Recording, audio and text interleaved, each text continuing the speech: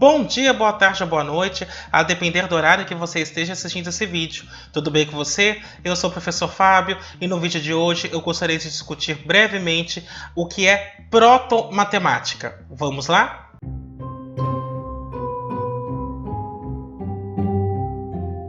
O objetivo desse vídeo em particular é discutir brevemente o que é proto-matemática. O prefixo proto significa antes, em frente. Por exemplo, protótipo. Antes daquele tipo específico, o que é que você tinha? A mesma coisa se dá aqui. Proto-matemática. Antes da matemática propriamente registrada, historicamente, o que é que se sabe? Bem, os primeiros textos de matemática registrados são datados de cerca de 4.000 anos atrás. Antes disso, as ideias matemáticas existiam, eram utilizadas, mas não eram registradas.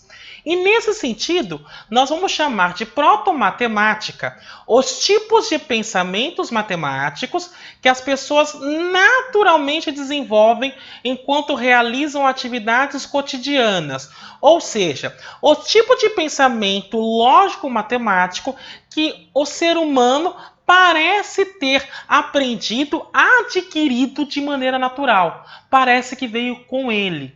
E isso formaria, então, o que nós chamamos de pensamento matematizante, entre aspas mesmo, que seria algo intrínseco ao ser humano e, portanto, comum a várias culturas. Por exemplo, formas geométricas. Quando você desenha um quadrado ao longo da história, o que é observado é que o quadrado sempre foi quadrado, sem que as pessoas precisassem ser ensinadas a reconhecer aquela figura. Elas sabem do que se trata, mesmo que elas mudem o nome da figura, mas elas são capazes de reconhecê-la de maneira natural. Parece natural usar o quadrado ou o círculo, por exemplo. Para a gente entender, então, o que havia antes dos registros históricos da matemática, ou seja, o que parece que veio junto com o ser humano, nós precisamos pensar em algumas fontes de pesquisa. A primeira fonte de pesquisa seria o comportamento animal, ou seja, a capacidade de julgar números, formas e relações causa e efeito.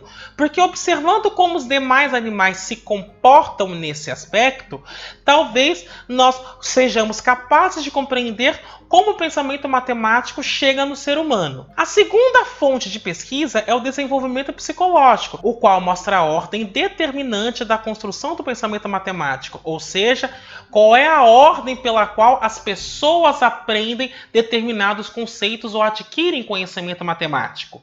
E por fim, a última fonte de pesquisa para entender como é que funciona esse pensamento matematizante é a arqueologia, que traz materiais que indicam o porquê dos povos desenvolverem determinadas técnicas. Então, pensando nos números, que é um dos componentes da matemática, não se sabe como alguns animais e aves contam. O que se sabe é que alguns animais, algumas aves, conseguem não só diferenciar padrões, como números. Algumas pesquisas da década de 30 e de 40 indicam que papagaios e corvos conseguem comparar quantidades para identificar aquela que tem mais comida. Portanto, a matemática ela também está entranhada em outros animais além do ser humano. Evidentemente, quando eu falo que o ser humano é um animal, eu estou considerando animal racional. Algumas crianças em idade pré-escolar podem contar e usar números pequenos.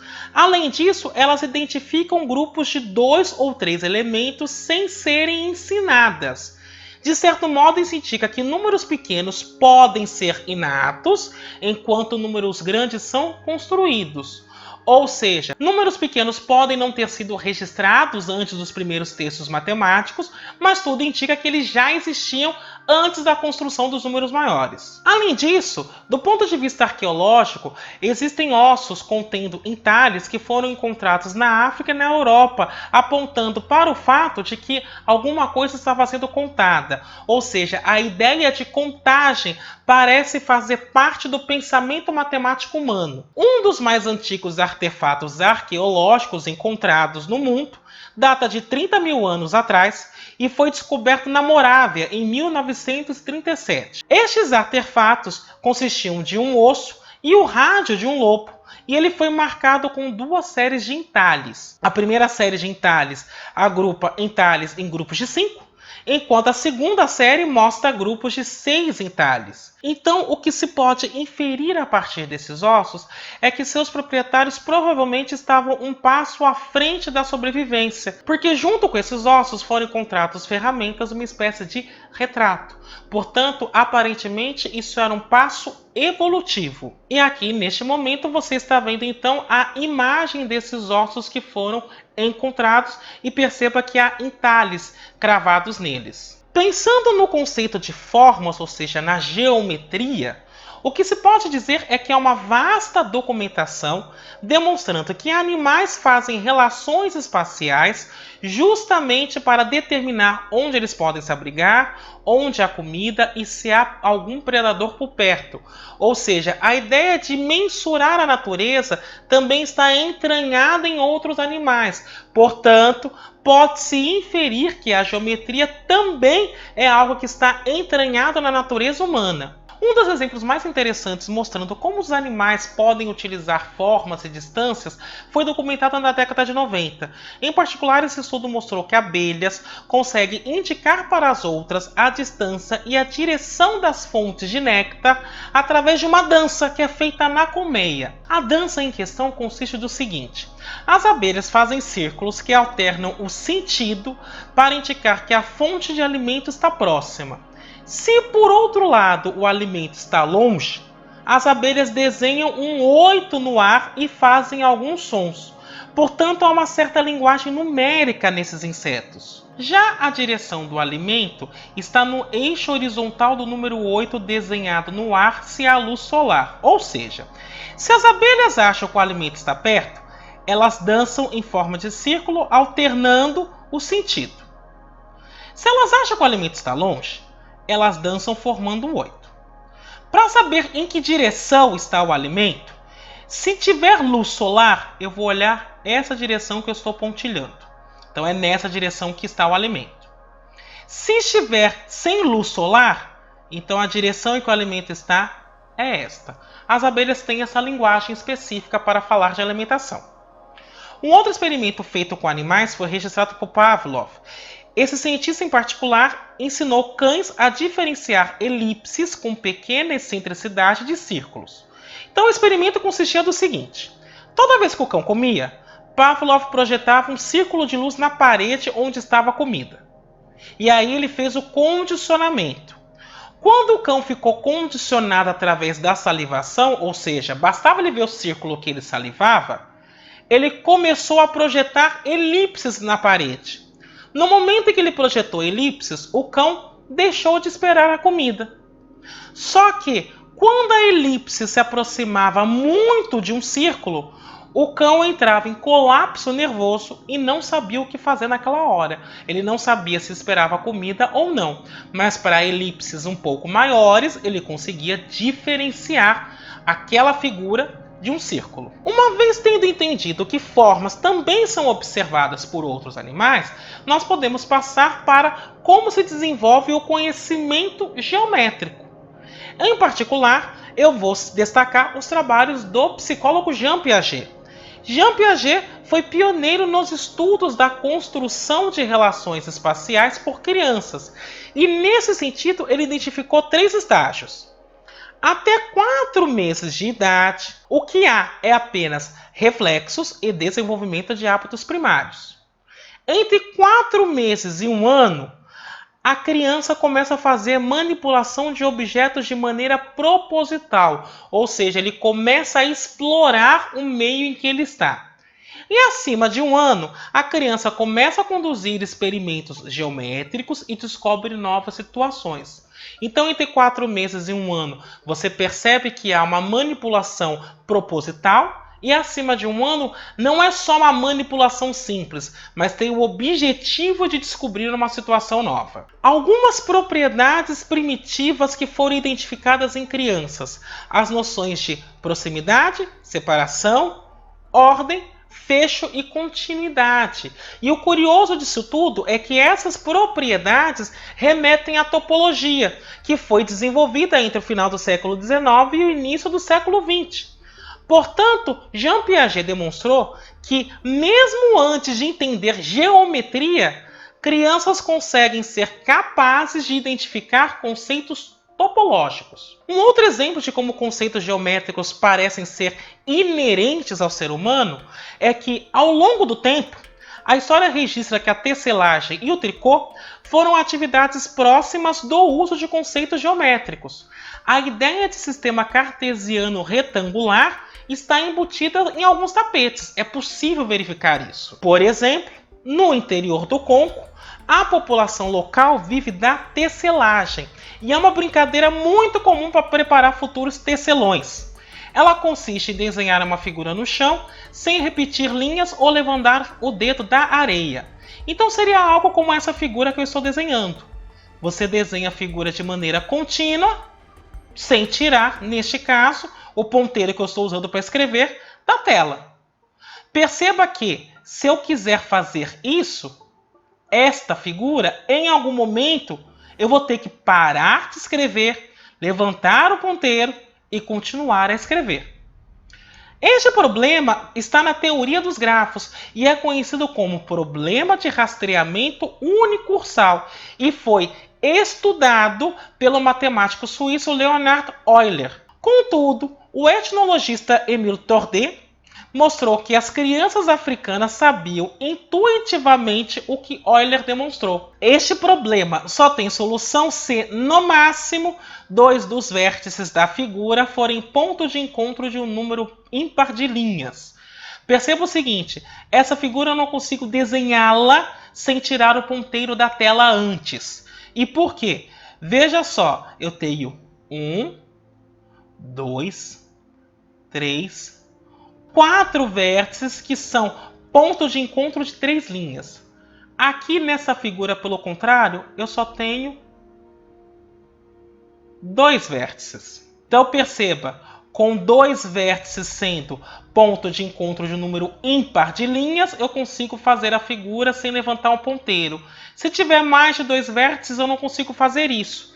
E isso foi demonstrado por Euler. Contudo, crianças africanas já têm esta noção antes mesmo de conhecer a teoria euleriana. Bem, nós estamos observando então o que se sabe a respeito dos componentes da matemática antes do registro histórico, o que parece que vem naturalmente com o ser humano. Então nós já vimos números, vimos formas. Agora nós vamos observar o simbolismo, que é uma ferramenta para a álgebra.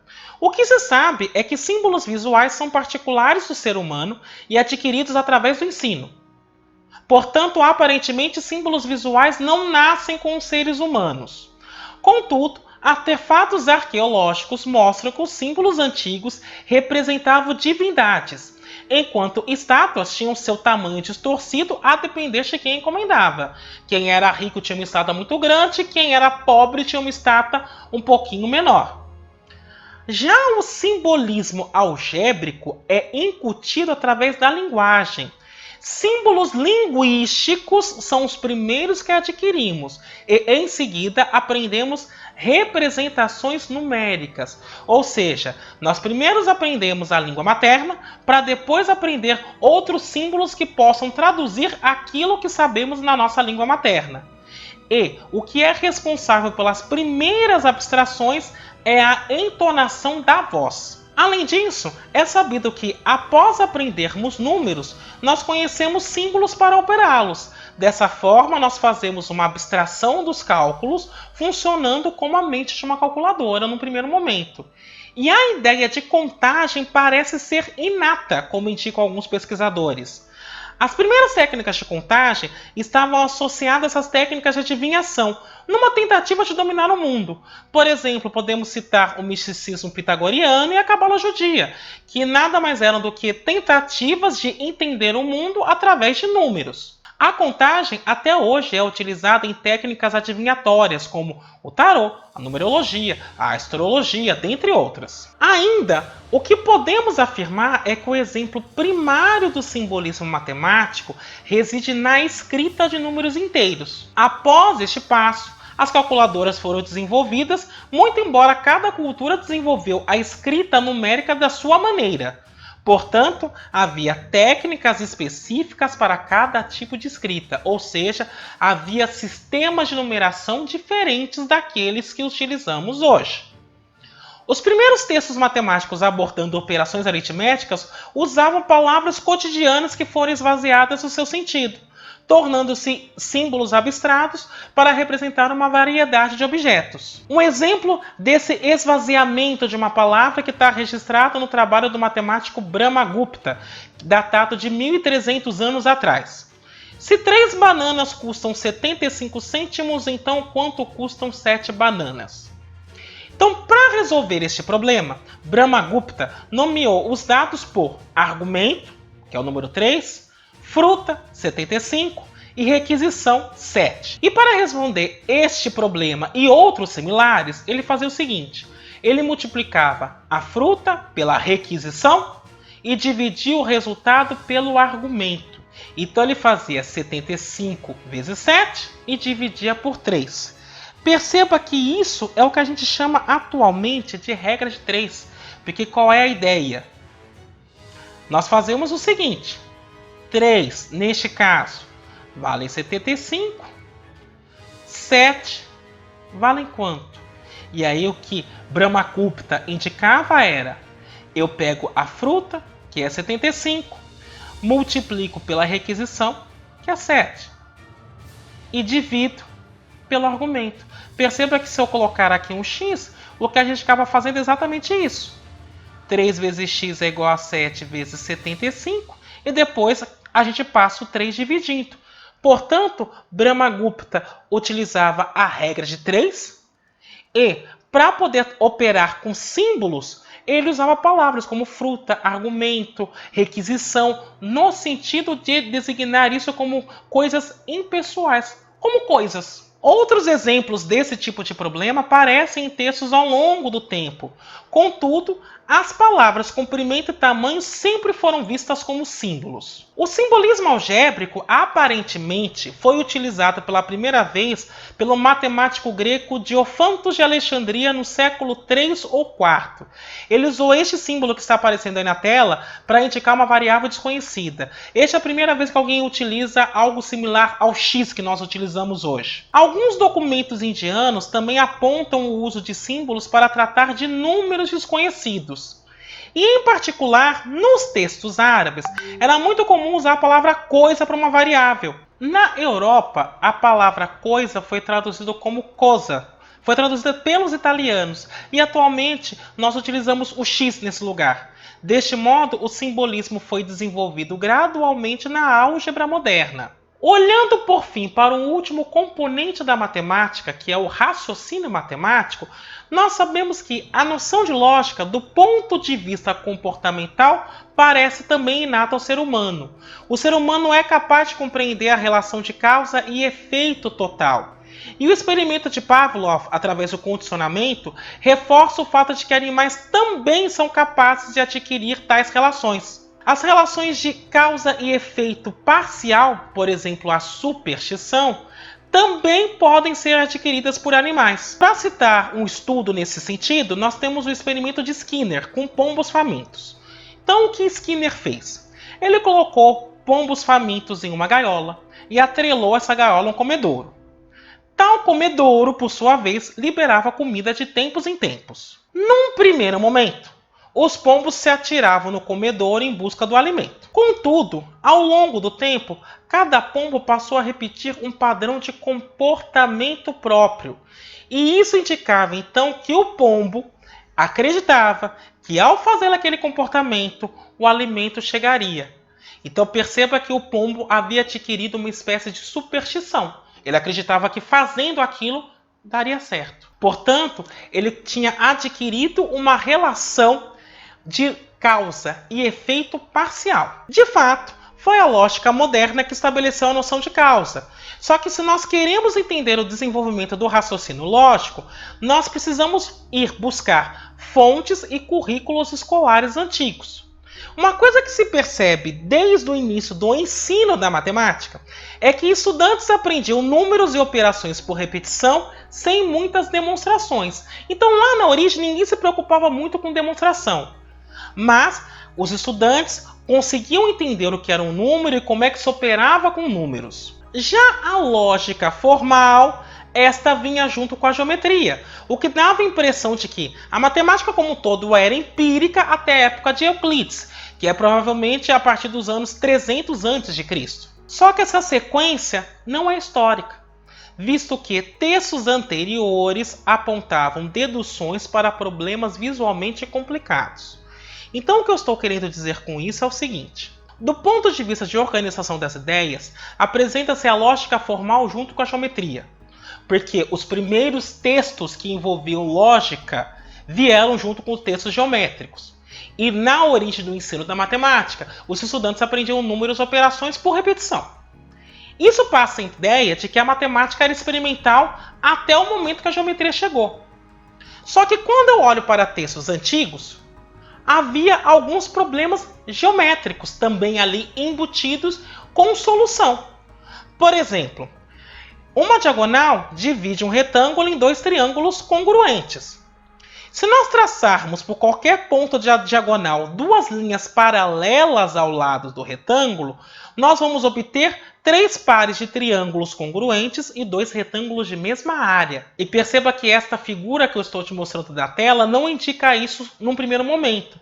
Mas esse tipo de problema já aparecia antes da geometria de Euclides e já havia pensamentos a respeito dele, o que indica que a lógica era utilizada antes daquilo que se considera a formalização da lógica, que foi a geometria euclidiana. Alguns autores, então, citam esse problema sem apresentar demonstração. Ou seja, eles sabiam que funcionava assim, mas não sabiam explicar por quê. E tem outros textos que indicam problemas semelhantes, ou seja, você não consegue enxergar direito o porquê funciona, mas você sabe que aquele fato funciona.